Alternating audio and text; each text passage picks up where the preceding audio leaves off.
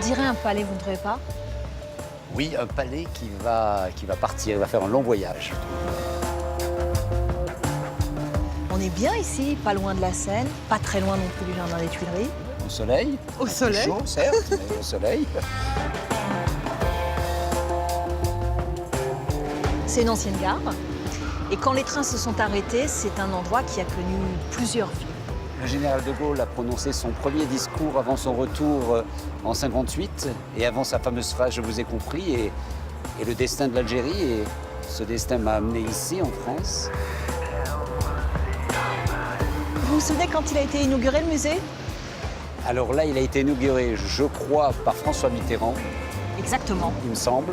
Il a été initié par Giscard d'Estaing exactement. et refusé d'une certaine manière par le général de Gaulle qui voulait le détruire. Voilà, qui voulait en faire un hôtel. Voilà.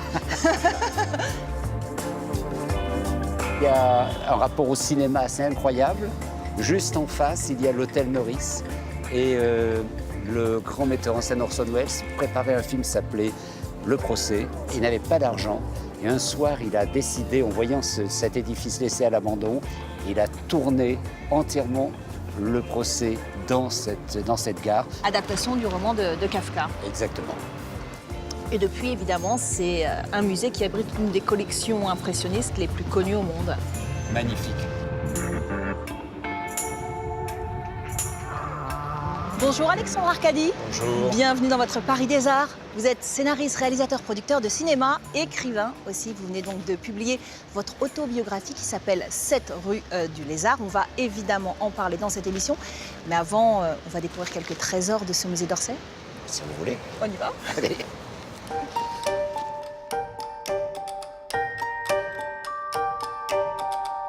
Niché au cœur de l'ancienne gare d'Orsay, ce musée présente depuis 1986 différents courants artistiques, l'académisme, le réalisme, le symbolisme, mais surtout l'impressionnisme, avec l'une des plus belles collections d'œuvres au monde.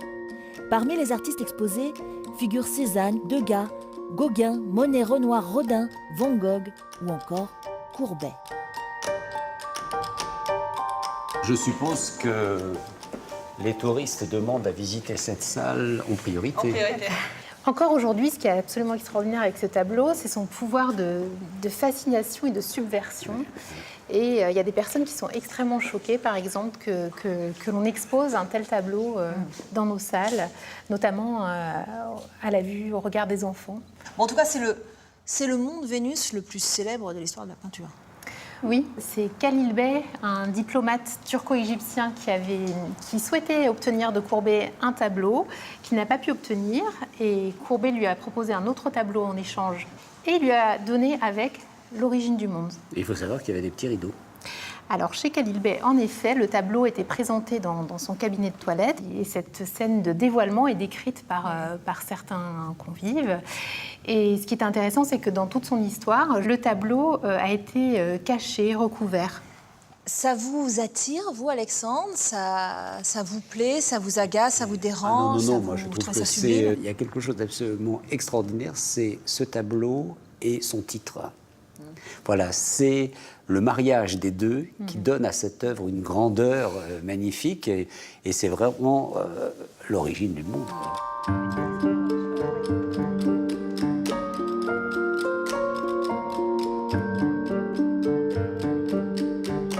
Alors Alexandre, pourquoi est-ce qu'elle est nue, cette femme, à votre avis, au milieu de ces hommes habillés? Parce qu'il fait chaud. Ils n'ont pas chaud. Pourquoi elle est toute seule nue sur ce tableau?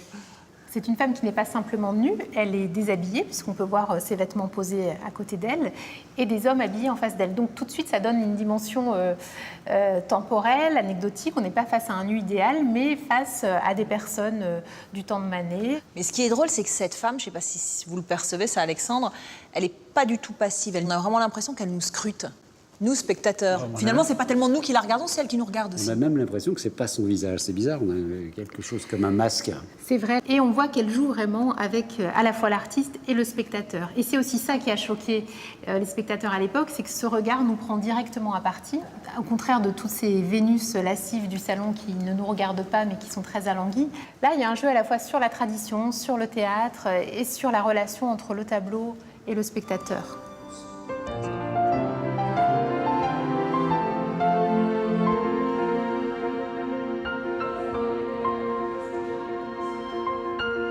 Alexandre Arcadi, vous venez de publier une autobiographie qui s'intitule 7 rue du Lézard. Alors le 7 de la rue du Lézard, ce n'est pas n'importe quelle adresse, c'est là où vous êtes né, dans la Casbah d'Alger.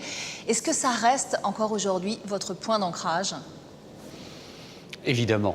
Au fond, en écrivant ce 7 rue du Lézard, je suis parti de cette origine, hein, c'est-à-dire cette naissance dans cet immeuble de la basse Casbah, immeuble tout à fait modeste dans un quartier excessivement populaire, mais qui avait, comment dire, une résonance inouïe. C'est-à-dire que ça était le creuset de presque cette Algérie française. C'est-à-dire que vous aviez un mélange de toutes les religions, les catholiques, les juifs, les musulmans. Et il y avait cette espèce de brassage comme ça de toutes ces communautés qui vivaient dans une espèce d'amitié toute naturelle, liée d'abord à leurs conditions, une condition très très modeste hein, dans ce quartier, et puis cette faculté qu'on avait de voir et de percevoir plus exactement qu'on vivait dans le plus beau pays du monde.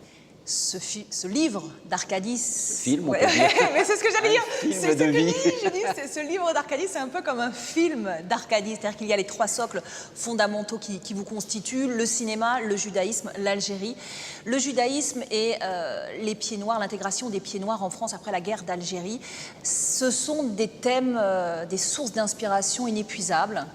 C'est fondamental parce que je ne me vois pas faire des films qui ne me touchent pas, dans lesquels je ne puisse pas, dans ma propre expérience, où je ne m'investis pas pour à la fois pousser des coups de gueule, je le fais souvent au cinéma, être vigilant comme un citoyen doit l'être, et puis un artiste, j'allais dire engagé, bien que ce mot, j'aime pas trop le mot engagé, un artiste plutôt concerné par ce qui se passe autour de lui. Vous êtes un réalisateur fidèle à ses idées, fidèle à ses acteurs également tout au long de votre carrière. On va retrouver Patrick Bruel, Richard Berry, Roger Hanin, Gérard Darmon. Moi, il y a quelque chose qui m'a fait rire dans le livre, c'est cette anecdote concernant Roger Hanin. Roger Hanin, c'est quelqu'un à qui il ne faut pas vraiment demander son avis, sinon on risque d'aller chercher la corde pour se pendre. C'est vrai. Parce que Roger, quand je l'ai rencontré, ça a été, j'allais dire, un coup de foudre entre nous deux immédiat. Et puis, le film est fait, le coup de sirocco, je monte le film, je lui montre. Et là, il m'écrit une lettre absolument incroyable en me disant « Merci, c'est un très beau film, malheureusement, il ne va pas marcher. Qui ça intéresse, ces histoires de pieds noirs mais tant pis, on a loupé notre coup, c'est pas grave. » Donc ça vous met dans une forme extraordinaire pour la sortie du film. Bon, le temps passe, nous faisons le grand pardon, et là, rebelote, mais là, par téléphone, il me dit « Bon, écoute, c'est raté, c'est pas bien, je suis... » etc., enfin, tout ce qu'on peut imaginer. Et puis le film sort, et alors là, j'ai dit à Roger, surtout, si un jour tu aimes un de nos films, ne me le dis pas, surtout ne me le dis pas. Aujourd'hui, chez les Juifs, c'est le Kippour. Tu te rends compte de la chance que tu as? C'est le grand pardon. Tous les Juifs, ils pardonnent à ceux qui leur ont fait du mal. Tous les Juifs. Sauf un. Moi, je pardonne pas. Vous avez mis en image 24 jours qui retracent le calvaire, le cauchemar qui ont précédé l'assassinat d'Ilan Halimi, ce jeune juif assassiné donc par le gang des barbares. C'est un film qui n'a pas forcément rencontré son public. Est-ce que vous vous y attendiez? C'est un film dur. Oui, au fond, oui, parce que il y a une phrase que m'a envoyée le Premier ministre, il avait vu le film, Manuel Valls m'a dit, je lui posais la question, mais pourquoi ce film ne marche pas? Et il m'a dit cette phrase formidable, c'est que ce film est un miroir dans lequel les Français n'ont pas envie de se regarder. Et c'est tout à fait vrai. Et puis, bizarrement ou pas, je ne sais pas, c'est que le film a eu un retentissement incroyable à l'étranger, particulièrement aux États-Unis. Savez-vous que 24 jours est dans les 30 premiers films les plus téléchargés aux États-Unis, aucun film français n'a jamais été dans cette catégorie des 30 premiers films. Donc c'est dire qu'à l'étranger, on a pris conscience que c'était un moment important pour la France, pour l'Europe, pour le monde, et beaucoup de gens à l'étranger, en Italie, en Espagne, en Amérique, en Angleterre, ont vu ce film-là. Et en France, on prend le temps de le voir. Qu'est-ce qui se passe? Dites-moi ce qui se passe. Quoi, Ilan? Quoi? Il est arrivé quoi? Il a quoi? Ça a été enlevé. Enlevé, comment ça, je comprends pas. Qui aurait pu croire qu'une chose pareille pouvait arriver à Paris en 2006? Et pourtant, tout est vrai, bien trop vrai. Vous vous êtes essayé à tous les genres, la comédie, le thriller, le drame, le film d'action. Quel est, selon vous, votre film le plus abouti? J'aurais tendance à dire, sur le plan émotionnel, c'est Pour Sacha. Parce que c'est un film qui parle de l'adolescence et ce passage de l'adolescence à l'enfance, le drame qu'un adolescent a vécu, cette histoire d'amour, Israël, le kibbutz. Enfin, il y a quelque chose dans l'émotion qui est très très abouti avec Pour Sacha. Dans la maturité et dans la façon de filmer, je pense que c'est Ce que le jour doit à la nuit aussi. Donc ça, c'est le film le plus abouti en tant que metteur en scène. Voilà. Ce pays nous doit tout. C'est un caillou misérable, on en a fait le jardin d'Éden. Je veux que cette terre reste à nous, quoi qu'il arrive. Qu'est-ce que je t'ai fait, Jonas? Je comprends pas que c'est toi que j'aime.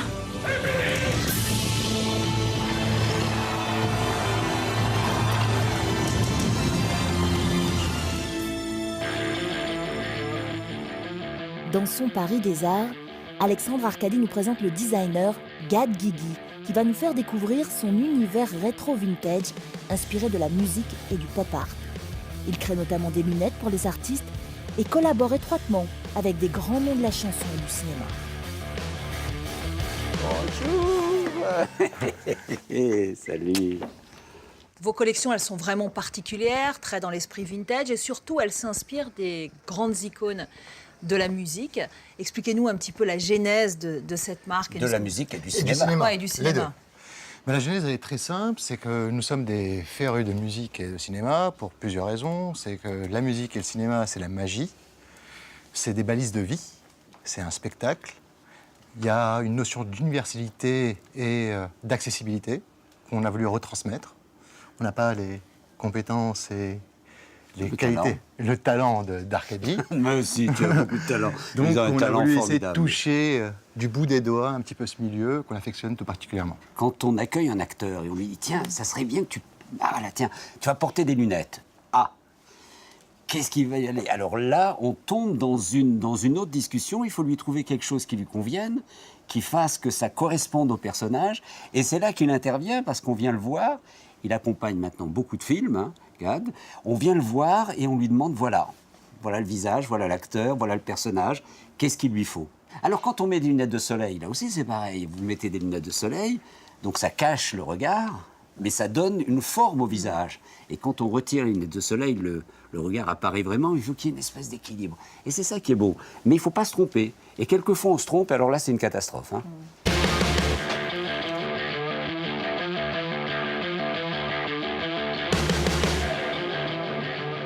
Et qu'est-ce qu'elles ont de particulier, vos lunettes? Sur Vinyl Factory, donc on a une spécificité, c'est une signature en fait, c'est un manchon qui est en forme de manche de guitare, enfin un type. Donc on travaille vraiment le raffinement. Et donc ensuite, voilà, à partir de cette forme-là, on le décline. Et là notamment, on va sortir des modèles qui sont qu'on a travaillé en métal de façon assez moderne et donc avec un fil ajouré. C'est pas mal, non? Moi, je suis Yves Montand dans... Là, vous êtes mûr pour Mad Max, là. Ah oui, c'est Mad Max ou Yves Montand dans l'aveu? Yves Montand dans l'aveu, hein, il y a quelque chose. Hein.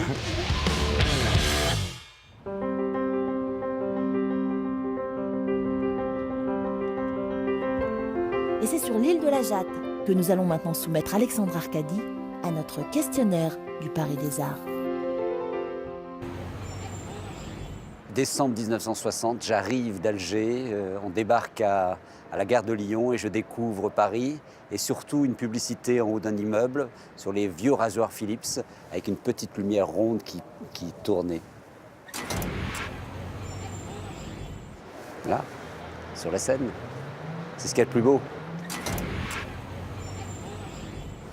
J'avais envie de dire sur la scène, mais je viens de le dire, alors c'est un peu idiot. Je sais pas moi, sur la Tour Eiffel, non, c'est peut-être un peu bâtard. Non, l'esplanade du Trocadéro, oui, c'est pas mal. C'est plutôt à la maison, sur mon balcon, en regardant les toits de Paris. Alors, comme j'aime pas beaucoup prendre ma voiture, c'est plutôt près de chez moi. Plutôt un Chinois, chez Dieppe. C'est bizarre parce que, pour moi, c'est peut-être le film Moulin Rouge, le vieux film Moulin Rouge, parce que c'est peut-être comme ça que j'ai découvert Paris alors que j'étais à Alger à la télévision. Un peu plus de calme. Hein, c'est le calme qui manque le plus à Paris. La ville lumière, hein, évidemment. Merci Alexandre Arcadi. Ainsi s'achève votre Paris des Arts. Vous pouvez bien sûr revisionner l'émission consacrée à Alexandre sur notre site internet france24.com. Et puis vous le savez maintenant, le Paris des Arts se poursuit également sur les réseaux sociaux. À très vite.